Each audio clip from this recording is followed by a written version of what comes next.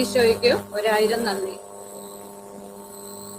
ഞാൻ ആദ്യമായിട്ട് ആവിലായിൽ വരുന്നത് 2024 ജനുവരി 26-നാണ് വരുന്നത്. ജനുവരി 24-ാം തീയതി എൻ്റെ മോൾക്ക് സൗദിയിൽ വെച്ച് ഒരു ആക്സിഡന്റ് ഉണ്ടായി. അവള് വെന്റിലേറ്ററിലായിരുന്നു. ഞാൻ 26-ാം തീയതി ഇവിടെ വന്ന് അച്ഛനെ കണ്ടു. അച്ഛനോട് പറഞ്ഞു, അച്ഛാ അതീവ സീരിയസ് ആണ്, വെന്റിലേറ്ററിലാണെന്ന് പറഞ്ഞു. അച്ഛൻ ബൈബിൾ തുറന്ന് ബാക്കി എടുത്തപ്പോൾ ലാസർ മരിച്ചിട്ട് ഉയർത്തെഴുന്നേറ്റ ബാക്കിയാണ് അച്ഛന് കിട്ടിയത്. അച്ഛൻ പറഞ്ഞു, നിങ്ങളുടെ മകൾ മരിച്ചിട്ട് ഉയർത്തെഴുന്നേറ്റല്ല, ഇനി അവൾക്ക് ഒരു കുഴപ്പവുമില്ലാതെ അവൾ തിരിച്ചു വരുമെന്ന് പറഞ്ഞു. അമ്മച്ചി പ്രാർത്ഥിച്ച് ധൈര്യമായിട്ട് പൊയ്ക്കുമെന്ന് പറഞ്ഞു.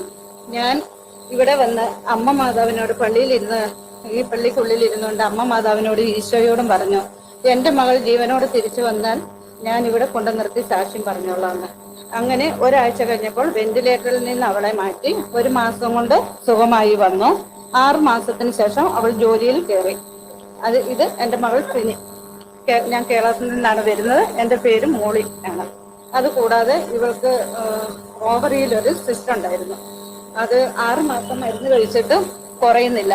ഡോക്ടർ പറഞ്ഞു ഓപ്പറേഷൻ വേണമെന്ന് പറഞ്ഞ് കഴിഞ്ഞപ്പോൾ ഞാൻ ഇവിടെ വന്ന് മാതാവിനോട് പറഞ്ഞു, അവൾക്ക് സിസ്റ്റിന് ഓപ്പറേഷൻ ചെയ്യാണ്ട് ഒരു കുഞ്ഞുണ്ടായാൽ ഞാൻ ഇവിടെ ഈ അൾത്താരയിൽ കൊണ്ടു നിർത്തി സാക്ഷ്യം പറഞ്ഞോളാന്ന് നേർന്നു.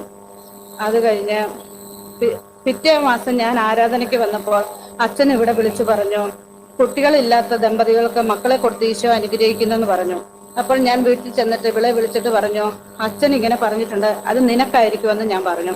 അപ്പൊ ഇവള് പറഞ്ഞു, ഓപ്പറേഷൻ കൂടാണ്ട് ഉണ്ടാവില്ല എന്നാണ് അച്ഛൻ പറഞ്ഞത്. 4 വർഷം ഡോക്ടർ പറഞ്ഞത് 4 വർഷമായിട്ട് മക്കളില്ലാത്ത എനിക്ക് ഉണ്ടാകാൻ സാധ്യത കുറവാണെന്ന് പറഞ്ഞു. ഞാൻ പറഞ്ഞു അടുത്ത മാസം അറിയാമെന്ന് പറഞ്ഞു. അങ്ങനെ പിറ്റേ മാസം ഇവൾ ഗർഭിണിയായി.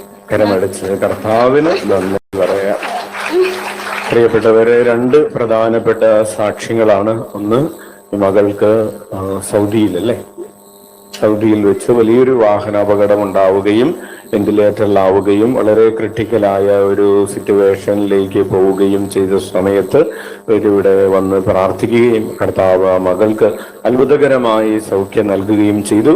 അതുപോലെ തന്നെ ഓപ്പറേഷൻ കൂടാതെ കുട്ടികളാവില്ല എന്ന് പറഞ്ഞിരുന്ന സ്ഥലത്ത് നോർമലായി കർത്താവ് കുഞ്ഞിനെ നൽകി അനുഗ്രഹിച്ചു. കൈയടിച്ച് കർത്താവിന് നന്ദി പറയാം. കാറ്റും കടലും ശാന്തമായത് യേശുനാമത്തിൽ,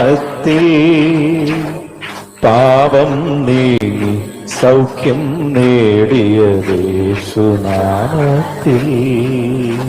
ജയ്